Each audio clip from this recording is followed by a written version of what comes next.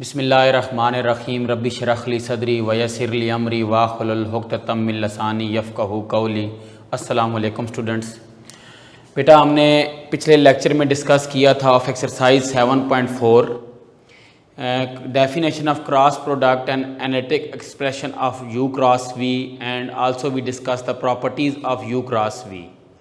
तो अब बेटा हम डिस्कस करेंगे इस लेक्चर में, टॉपिक है हमारा area of parallelogram and triangle and focus हम करेंगे एक्सरसाइज 7.4 पे। और आज का टारगेट हमारा इस लेक्चर का ये है कि example number 5 and 6 related to this topic and question number 3, 4, 5 and 9 related to this topic, इसको हम आज कवर करेंगे।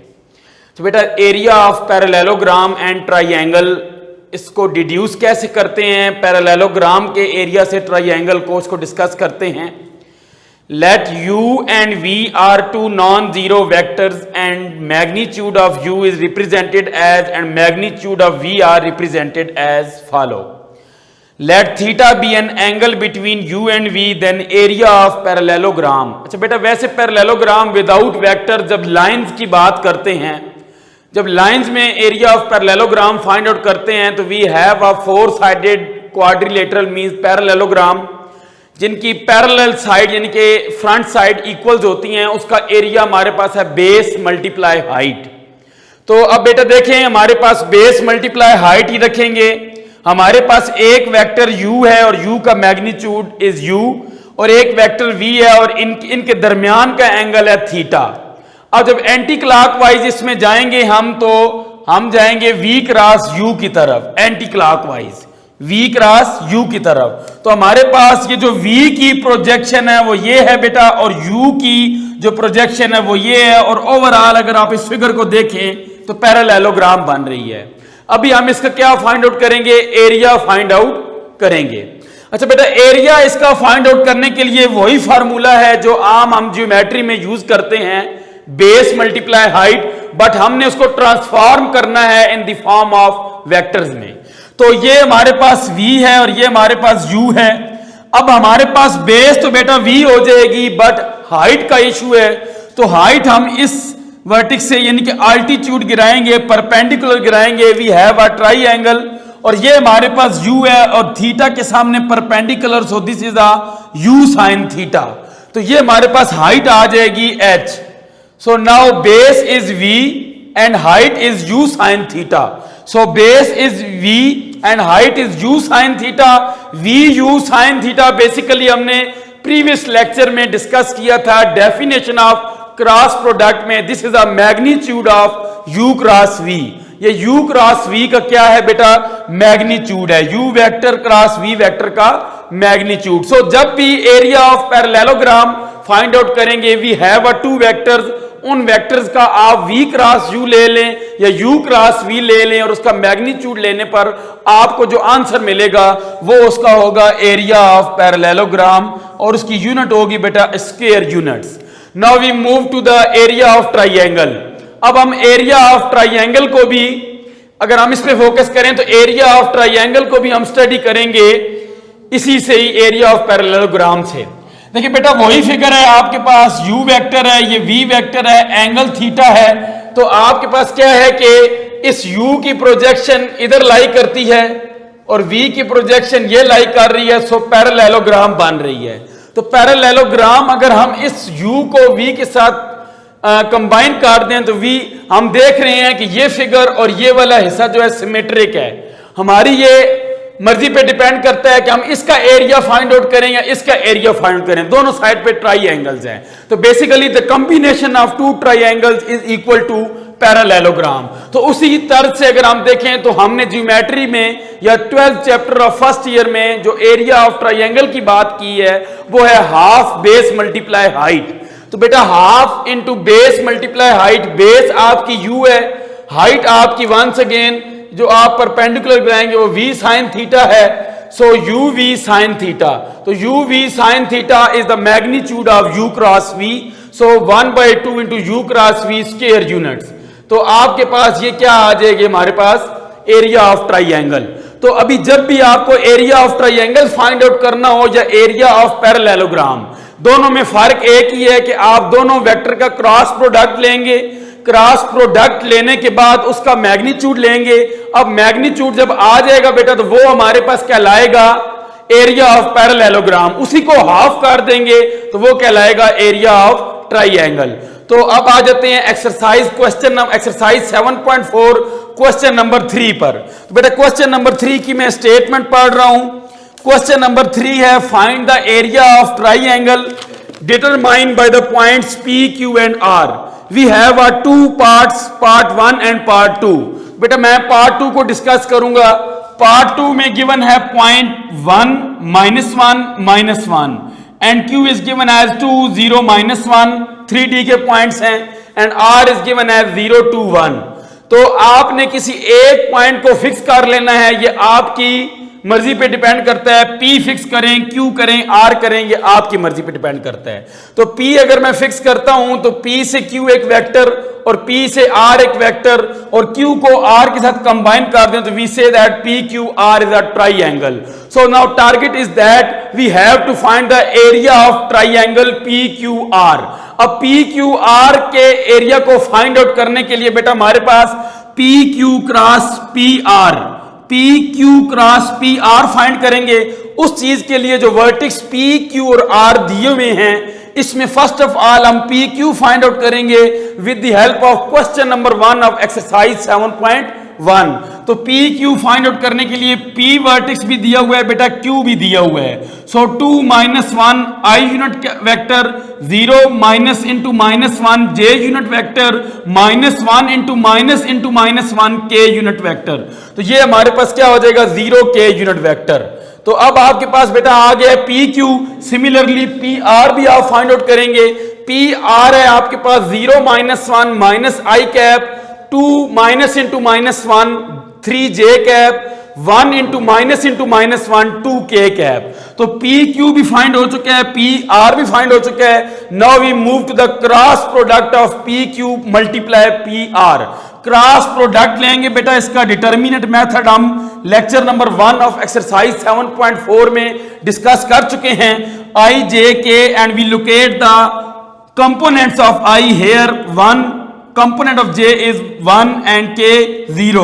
Similarly PR के component -1, 3, 2. After expanding from R1 this determinant we get the 2I minus 2J plus 4K unit vector. So this is finally PQ cross PR. तो अब जाएंगे बेटा इसके मैग्नीट्यूड पे। As area of triangle PQR is equal to 1/2 magnitude of PQ cross PR। तो बेटा magnitude PQ cross PR find हो चुका है 2I cap plus -2J cap plus 4K cap.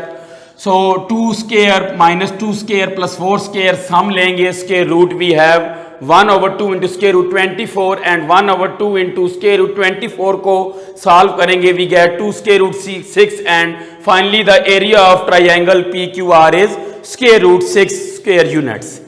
तो बेटा अब एक चीज ज़हन में आती है कि हम किस पॉइंट को फिक्स करेंगे तीनों पॉइंट में से। Let's say we have a P, Q and R। जैसे कि हमने क्वेश्चन नंबर 3 का पार्ट 2 किया, इसमें हमने P को फिक्स किया, आप Q को भी कर सकते हैं। Means that when Q is fix Q P cross QR और 1/2 यानी कि इसको भी सॉल्व करेंगे then we get a square root 6 units, तब भी हमें स्क्वायर रूट 6 स्क्वायर यूनिट्स ही मिलेगा। और जब आप R को फिक्स करेंगे R P क्रॉस RQ और 1/2 उसका इनके हाफ करेंगे then we also get a square root 6 units. Very important note है कि आप किसी भी पॉइंट्स के रोटेशन ले सकते हैं, क्रॉस प्रोडक्ट किसी भी पॉइंट को किसी भी वर्टिस को फिक्स करके ले सकते हैं। Now we move to the question number 4। Question number 4 में से बेटा मैंने चूज किया है पार्ट 1। इसमें बेसिकली डिमांड इसकी ये है कि find the area of parallelogram given as. तो उसके वर्टिसेस गिवन है A, B और C एंड D। तो पार्ट नंबर 1 चूज किया है बेटा। अब देखें आपने, मैंने A, B, C और D ये पैरेललोग्राम ली है। अब ऑर्डर अगर चेंज करें तो क्या होगा, तो उसको हम इंशाल्लाह क्वेश्चन के लास्ट में डिस्कस करेंगे कि ऑर्डर चेंज करने पर क्या होगा। लेकिन फिलहाल हमारे पास A जो है वो इस पॉइंट पे है A और ये B है, ये D है और ये C है। तो वेक्टर्स बेटा देखें तो ये दो, यानी कि ये AB पैरेलल है DC के और AD पैरेलल है BC के। अब आपकी बेटा चॉइस है कि BC का क्रॉस DC के साथ ले लें या AD का क्रॉस AB के साथ ले लें, बट हम लेते हैं A को फिक्स करके AB क्रॉस AD। इसका जब मैग्नीट्यूड लेंगे we get the area of parallelogram. So now हमारे पास ए बी है आई cap plus 2j plus 3k। ये कैसे फाइंड आउट किया है बेटा? ये वही टेक्निक लगाई है, position vector of b minus position vector of a, we get i plus 2j plus 3k। Similarly A D find करेंगे, position vector of d minus position vector of a, we get the 3i plus j plus 4k। Similarly A B cross A D है आपके पास, तो A B cross A D with the help of determinant find out करेंगे and we get 5i plus 5j minus 5k। Now we know that area of parallelogram ABCD is equal to magnitude of AB cross AD. As we already find AB cross AD, so we find the magnitude of this vector AB cross AD is 5 square plus 5 square plus minus 5 square. So finally we get solving this square root term, we get 5 into square root 3 square units. तो अब बेटा उस question पे आते हैं कि अगर हम इसकी डायरेक्शन को यानी कि इसके ऑर्डर को चेंज करें, तो चेंज करने पर भी आपको सेम रिजल्ट मिलेगा, BA cross BC, BC cross BD और AC क्रॉस AD। इन तमाम मैग्नीट्यूड्स का answer 5 square root 3 square unit C area आएगा। तो ये आपने इसमें ट्राई खुद करना है। तो part number 2 and part number 3 of question number 4 इसी टेक्निक के साथ सॉल्व कर सकते हैं आप। Now we move to the question 5। क्वेश्चन 5 में बेटा डिमांड ये है कि let we have a u vector भी गिवन है, v भी गिवन है, w भी। आप चेक करें कि ये आपस में परपेंडिकुलर्स हैं, तीनों वेक्टर्स आपस में पैरेलल हैं। इन दोनों कंडीशंस को सेटिस्फाई कब होंगी उसके लिए बेटा मैंने डाटा लिखा है। पिछले लेक्चर में हमने डिस्कस किया था कि क्रॉस प्रोडक्ट पैरेलल, जब दो वेक्टर्स पैरेलल कब होते हैं? दो वेक्टर्स बेटा पैरेलल तब होते हैं जब एक वेक्टर्स को दूसरे वेक्टर्स की फॉर्म में लिखा जा सके।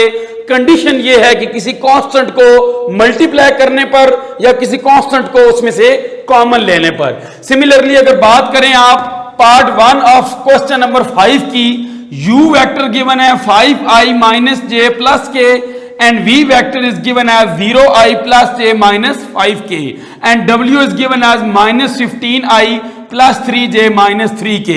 अब बेटा परपेंडिकुलर के लिए आपने ये वाला प्रोसेस करना है कि ये वेक्टर्स परपेंडिकुलर है या नहीं। तो परपेंडिकुलर के लिए आप 7.2 में पढ़कर आए हैं, 7.3 में, कि आप किन्हीं दो वेक्टर्स का इनमें से डॉट प्रोडक्ट लेंगे। अगर वो डॉट प्रोडक्ट इक्वल टू 0 आ जाता है, if u dot v is equal to 0, this implies that u is perpendicular to v। तो ये अभी आपने चेक करना है कि इन दोनों का डॉट 0 आ रहा है या नहीं आ रहा है। फिर u डॉट v लेने के बाद सिमिलरली आप v डॉट w लेंगे, 0 आ जाता है तो परपेंडिकुलर, अगर नहीं आता है तो फिर ये नहीं कह देना है कि पैरेलल, फिर इसका मतलब है कि नो रिजल्ट। फिलहाल आप रिजल्ट डिस्कस नहीं कर सकते हैं। u डॉट w अगर 0 आ जाता है तो u is perpendicular to w, otherwise आप पैरेलल के लिए कंडीशन एक और है वो चेक करेंगे जो पहले डिस्कस कर चुके हैं। तो पैरेलल के लिए बेटा क्या करेंगे, परपेंडिकुलर के लिए तीनों को डिस्कस कर लिया। पैरेलल वेक्टर्स के लिए ऑब्जर्व करेंगे कि ए वेक्टर कोई एक वेक्टर दूसरे वेक्टर के कॉम्बिनेशन में लिखा जा सके। लेट्स से मेरे पास देखें, अगर आप w वेक्टर को देखें तो मैं w वेक्टर में से बेटा कॉमन अगर ले लूं -5, अगर कॉमन ले लेते हैं 3 कॉमन ले लेते हैं, -3 अगर कॉमन लें इसमें से तो we will get the 5i cap minus j cap plus k cap. तो ये बेटा आपके पास क्या है, w vector is equal to -3u। So we can say that w is parallel to u। तो w अगर पैरेलल हो चुका है u के, तो बेटा ये अल्टीमेटली रिजल्ट प्रूफ हो जाएगा कि w पैरेलल है u के। इसका मतलब क्या है कि w का डॉट u के साथ नॉन जीरो आएगा। मतलब जो वेक्टर पैरेलल प्रूफ हो चुका है वो वेक्टर परपेंडिकुलर नहीं हो सकता है। तो सेम इसी तरह आपने देखना है कि क्या u v में लिखा जा सकता है या v w में लिखा जा सकता है। अगर नहीं लिखा जा सकता तो पैरेलल नहीं है, फिर आप परपेंडिकुलर की कंडीशन पर जाएंगे। तो परपेंडिकुलर चेक करने के लिए डॉट प्रोडक्ट और पैरेलल चेक करने के लिए एक को दूसरे के कॉम्बिनेशन में लिखने का मेथड, या कोई चीज कॉमन आ रही है तो पैरेलल कह देंगे। सिमिलरली आपने पार्ट नंबर 2 को भी ऐसे ही सॉल्व करना है। Now we move to the question number 9। Question number 9 में कहता है कि for a cross b is zero vector and a dot b is equal to zero vector, what conclusion are drawn from a and b। मतलब a vector और b vector के ऊपर कौन सी ऐसी कंक्लूजन ड्रॉन होती हैं, यानी कि हम कंक्लूजन फाइंड आउट कर सकते हैं, कंक्लूड कर सकते हैं कि अगर a क्रॉस b जीरो होगा या a डॉट b जीरो होगा तो क्या कंक्लूजन है। बेटा इन कंक्लूजन को डिस्कस करने से पहले एक बात समझ लें कि this is the vector product and this is the scalar product. a cross b में जो जीरो मैंने बोल्ड करके लिखा है, basically this is not a simple zero number, this is a zero vector. So a cross b अगर zero के equal है तो पहली कंक्लूजन ये है कि a पैरेलल होगा b के, means that a cross b equal है by definition a b sine theta n cap के। अब देखें थीटा अगर जीरो होगा तो दोनों वेक्टर्स आपस में पैरेलल हैं, तब भी उनका क्रॉस जीरो आएगा। थीटा 180 होगा, मींस दैट दोनों वेक्टर आपस में एंटी पैरेलल हैं, तब भी उनका क्रॉस प्रोडक्ट जीरो आएगा। सेकंड कंक्लूजन ये है कि क्रॉस प्रोडक्ट जीरो वेक्टर तब आएगा या तो एक वेक्टर a जीरो होगा या फिर b वेक्टर जीरो होगा।